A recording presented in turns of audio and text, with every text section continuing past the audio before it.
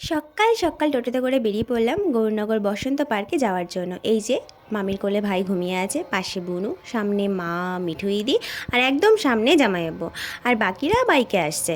দিনটা ছিল পয়লা বৈশাখের আগের দিন, মানে ভাই আর বুনুর জন্মদিনের আগের দিন। মেইনলি আজ পার্কে আসার কারণ হলো ভাইয়ের ফটোশ্যুট। ভাইয়ের যেহেতু এবার 1 বছর পূর্ণ হচ্ছে, তাই তার আগে একটু স্মৃতি হিসাবে রাখার জন্য কিছু ফটোশ্যুট, ভিডিও শ্যুট এগুলোই হবে। এই যে বাচ্চা কাচ্চাগুলো পার্কে এন্ট্রি নিচ্ছে, অবশ্যই এরা এখন আর বাচ্চা কাচ্চা নেই, জোকস অ্যাপার্ট। এই যে রকিয়াদা আবার এসেছিল পার্কের গেটের কাছে আমাদের নিতে। চলো ওরা আসতে থাকুক, আর আমি আমার নিজের বদনটা একটু দেখিয়ে ফেলি, কারণ এরপর থেকে আমার বদনটা আর দেখা যাবে না, কারণ আমি সবার বদন ক্যাপচার করতেই ব্যস্ত থাকি। এই যে সবাই তো এন্ট্রি নিয়ে নিল, কিন্তু লাস্টে আমার মামি মাথায় একটা ফুল গুজে এসে ফুলেশ্বরী হয়ে বলছে, তিতলি আমায় কটা ছবি তুলে দাও। তারপরে মামিকে আর কি কটা ছবি তুলে দিয়ে খুশি করে দিলাম। हम दोनों को पीछे छोड़ के सब आगे चले गए। लेट्स सी, তোমাদের একটা ইন্টারেস্টিং জিনিস দেখাই। দেখো এখানে বোতল ঝুলিয়ে লেখা আছে, ছাই পাশ গিলে আসবেন না। চলো ব্লগটা কন্টিনিউ করা যাক। এই যে পার্কের মধ্যে আমরা চলে এসেছি, আর তোমরা দেখতেই পাচ্ছ চারপাশটা খুবই ফাঁকা আছে। ভিডিও এডিট করা তো তাড়াতাড়ি হয়ে যায়, কিন্তু ভয়েস ওভার দিতে এত আলসেমি লাগে যে ভিডিও আপলোড করতে করতে পুরো 2 মাস লেগে গেল। আর এই বসন্ত পার্কের কথা আলাদা করে না বললেই নয়, ভিতরটা এত সুন্দর। আর এই দেখো একটা বসার জায়গা, এত রোদের মধ্যে একটু এরকম বসার জায়গা পেলে কিন্তু বেশ ভালোই হয়, তাই না? এই যে সবাই বসে রয়েছে এখানে, আর মামা তো কথা বলতে ব্যস্ত, মামি এই যে মা হাওয়া খাচ্ছে, আর এই যে সিজা দিদি, আর আমার গুড্ডু সোনাটা তো রকিয়াদার কোলেই রয়েছে। একটু পরেই তো সোনাটার ফটোশ্যুট স্টার্ট হবে। আর এই যে গিটার নিয়ে রিক আর তোজো চললেন গান বাজনা করতে। কোথায় যাচ্ছে দাঁড়াও দেখাচ্ছি। ওনারা যাচ্ছেন ওই যে উপরে, ওইখানে বসে বসে এখন একটু ভিডিও করবে, ফটোশ্যুট করবে, গান বাজনা করবে। আর এদিকে বুনুকে আমি একটু রিলস বানিয়ে দিচ্ছিলাম। এত সুন্দর পার্কে এসছি, আর একটু রিলস না বানালে হয়? আর দেখো এখানে কিন্তু গুড্ডু সোনার ফটোশ্যুট স্টার্ট হয়ে গেছে। এই যে ক্যামেরাম্যান দাদারাও সব চলে এসেছে। আর আমাদের গুড্ডু সোনাকে, মানে আদ্রিত বাবুকে আজকে এত কিউট লাগছিল, মানে কি বলবো, মনে তো হচ্ছিল ধরে চটকু চটকু করে দিই। এই যে মায়ের কোলে উঠে ফটো তুলছেন উনি। তো যাই হোক, বেশি কথা না বলে চলো একটু দেখা যাক যে কিভাবে ফটোশ্যুট, ভিডিও শ্যুট এগুলো হলো। कोई डोरी खींचे मोरी चलो जैसे आंधी, पिया जी ने मोरे सीने ऐसी डोरी बांधी, इत उत डोले जिया अंग अंग बांगी किया, बस में नहीं मैं आज रे।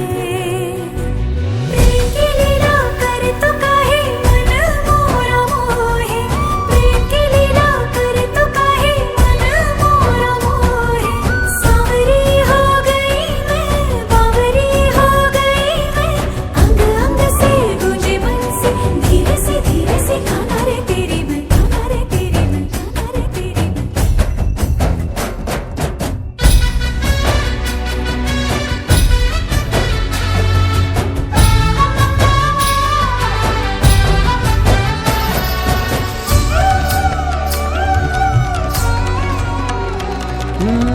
सावन फुहारों में, जोवन इशारों में, कहता है हमसे करो प्रेम जी पर।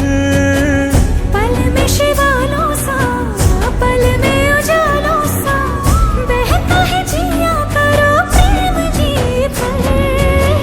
डूब तन मन में, मोह वन में, पग पग आओ चल साथ प्रियतमा। ले जा मोहे चाहे सदियों से आगे, तेरे पीछे नहीं रहूंगी, चलोगे सदा। एक धुन है अधूरी, कर देना पूरी, हौले हल्के से करो दूर ये दूरी। पल पल पाना तो है सब कुछ, माना तो है तुझसे मेरी हर आस रे। प्रेम की लीला कर तो काहे मन मोरा मोहे। सांवरी हो गई मैं, बावरी हो गई मैं, अंग अंग से गूंजे मन से धीरे से खाना रे तेरी मैं। कोई डोरी खींचे मोरी चलो जैसे आंधी, पिया जी ने मोरे सीने ऐसी डोरी बांधी, इत उत डोले जिया अंग अंग बांगी किया, बस। কেমন লাগলো তোমাদের অবশ্যই জানাবে। আর আমি কিছু কিছু পার্ট নেওয়ার চেষ্টা করেছি, সবটা তো নেওয়া সম্ভব হয়নি। পরে যখন এই ভিডিওগুলো ফটোগুলো পাবো তখন অবশ্যই তোমাদের সাথে শেয়ার করব। বেশ অনেকক্ষণ ধরেই ফটোশ্যুট চলছিল। আর এই দেখো মা আর মিঠু দিদি বসে রয়েছে, আর বুনুকে এদিকে সিজাইদি শেখাচ্ছে যে রিল কিভাবে বানাবে, মানে ওনারা দুজনে মিলে একটা রিল বানাবে। একটা না, বেশ 3টে মতো বানিয়েছে নাচের রিল, তো সেটাই শেখাচ্ছিল। আর এদিকে তো গুড্ডু সোনার এখনও ফটোশ্যুট চলছে। আর আমাদের গুড্ডু সোনাও এত সুন্দর চুপচাপ বসে বসে খেলছিল যে ফটো আর ভিডিওগুলো আশা করি খুব সুন্দর এসছে। এদিকে আবার দিদি বুনুতে একটু জড়াজড়ি করছিল, মানে একটু আহ্লাদ হচ্ছিল আর কি। আর এই দেখো আমাদের দুই ডন রিক আর তোজো, অনেক জোর করে বললাম যে ভিডিওর জন্য একটু পোজ দে। আর এই দেখো এই যে রিল বানাচ্ছে, একটু সোয়াগওয়ালা রিল আর কি। আর এই গানটা বলতে পারবে যে দেখে কী মনে হচ্ছে, কোন গানে নাচ এটা? আর বুনুর এই নাচটাও কিন্তু তোমরা পারলে কমেন্টে জানিও যে কোন গানে এই রিলটা বানাচ্ছে। যাই হোক, আর এই দিকে না ফোনে তো রিল বানিয়েইছে নাচের রিল, কিন্তু একটু ডিএসএলআর ক্যামেরাতেও দুজনে মিলে একটা রিল বানিয়ে রাখলো। এখনও রিলটা অবশ্য হাতে পাইনি, পেলে অবশ্যই শেয়ার করবো তোমাদের সাথে। তো সব রকম ফটোশ্যুট ভিডিও শ্যুট শেষ হওয়ার পরে এই যে আমাদের গুড্ডু সোনা বসে বসে একটু খেলছিল।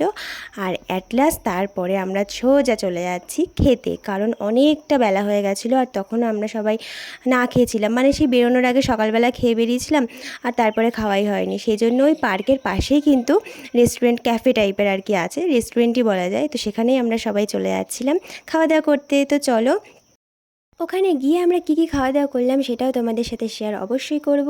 কিন্তু তার আগে তোমরা বলো তো যে তোমরা গৌরনগর বসন্ত পার্কে কে কে গেছো, কারণ এই জায়গাটা না খুব সুন্দর। আমি তো প্রথমবার গেছিলাম, আর প্রথমবার গিয়েই আমার এত ভালো লেগেছে। আর তারপরে তো আসে এই খাওয়ার জায়গাটায়, মানে এই যে ক্যাফে বলো বা রেস্টুরেন্ট বলো, এই যে পুরো জায়গাটা এতটা সুন্দর বলার মতো না। এরকম একটা জায়গায় বসে পরিবারের সাথে খাওয়া দাওয়া করার মজাই কিন্তু আলাদা, তাই না? আমরা এরকম এখানে কয়েকজন ছিলাম, আর ওই পাশেও সবাই বসেছিল ভাগযোগ করে, কারণ একটা টেবিলের মধ্যে তো সবার বসা সম্ভব ছিল না। তাই আমরা এদিকে বসেছিলাম, বেশিরভাগ মেয়েরাই বসেছিলাম, সাথে জামাইবাবু মামাও ছিল, আর বাকি সব ছেলেরা, তারপরে ক্যামেরাম্যান দাদা দুজন, সবাই ওই পাশে বসেছিলেন।